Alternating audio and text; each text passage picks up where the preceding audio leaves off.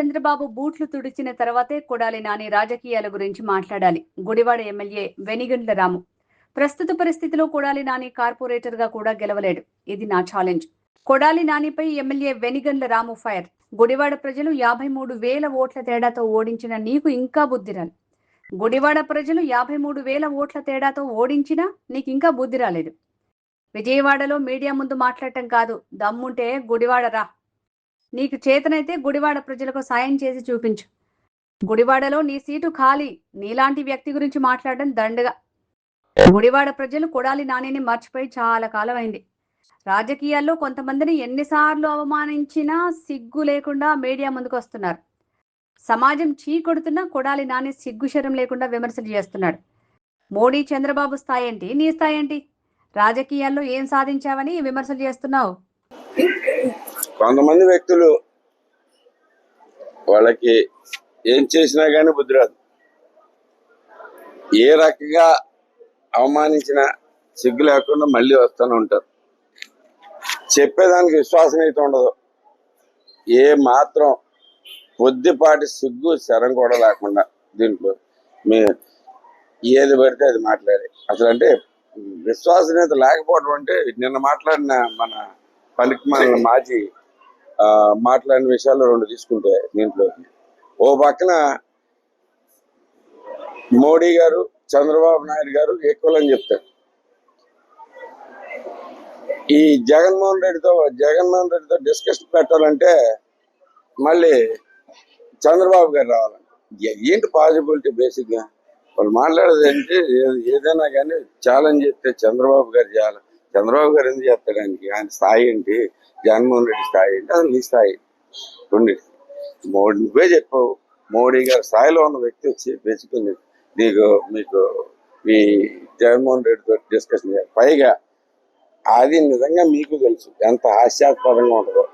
ఆయనకేమో అపారమైన నాలెడ్జ్ ఉంది, ఈయనకేమో ఐడియా కూడా లేదు ఏం చేశాడు, ఇప్పుడు దాకా ఏం జరిగింది అనేది కూడా. పేపర్ క్లిప్ లేకుండా చేయగలిగింది అంటే స్క్రిప్ట్ లేకుండా చేయగలిగిందని చెప్పి పైగా మీరు ఎందుకు మాట్లాడతారు? బేసిక్ మీకు కాదేంటి? ముందు మీకు విశ్వాసం లేదన్నా నేనే 4 విషయాలు చెప్తాను. ఓకే, జగన్మోహన్ రెడ్డి మాట మీద నిలబడతాడా? ఏ రకంగా? అమరావతి గురించి ఏం మాట్లాడారు, ఏం చేశారు? మీరే చూసారు. నువ్వేం చేసావు? ఓడిపోతే బూట్లు దుడుతాను. ఎప్పుడు దుడుతున్నావు చెప్పినట్టు. అది ఒక్కటే కావాలి, ఇంకెంత మించి అవసరం లేదు. నీలాంటి పనికిమాలిన వాళ్ళందరికీ గబుక్కుని అక్కడికి వెళ్ళగానే సడన్ గా చుట్టూ 10 మంది చూడగానే మళ్ళీ రీల్స్ గుర్తొస్తాయి. ఆ రీల్స్ చేసుకుంటా రీల్స్ లోకి వస్తానికి అడవుట్ చేసుకుంటా. నువ్వు కూడా యాక్టివ్ అవటం మాకు కావాలి. కనీసం అదే గుడివాడలో సంగతి పట్టించుకునేడితే నీకు బాధ తప్పేది కాదు. గుడివాడ ప్రజలు నేను ఎలక్షన్ ముందు నుంచి చెబుతున్నా, ఎలక్షన్ 2 ఏళ్ల ముందు నుంచే చెప్తున్నా. అదే బాబు, గుడివాడలో ఉన్న ప్రాబ్లమ్ సాల్వ్ చేసుకొని నీకు అన్ని స్థాయి అంతకు మించి వెళ్దావు.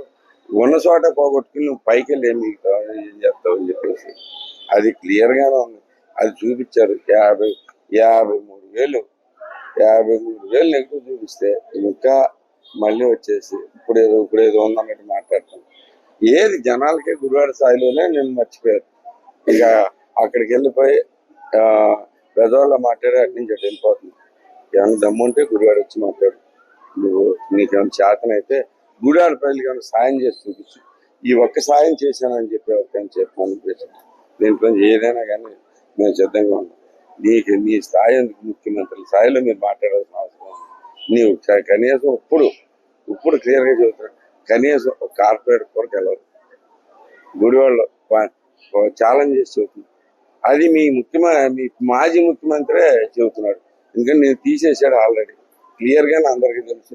మళ్ళీ ఏమన్నా ఇస్తారేమని చెప్పి నువ్వు వెళ్ళి బోట్లు వేస్తాను, దాంట్లో పనులని చెప్పుకుంటూ వచ్చి మాకు అనవసరాన్ని నోరు నేర్పు చెప్తే నీ గురించి మాట్లాడటం కూడా దండగా నీలాంటి మనిషిని పట్టించుకోవడం కూడా వేస్ట్ అని చెప్పేసి తెలిపేస్తాను.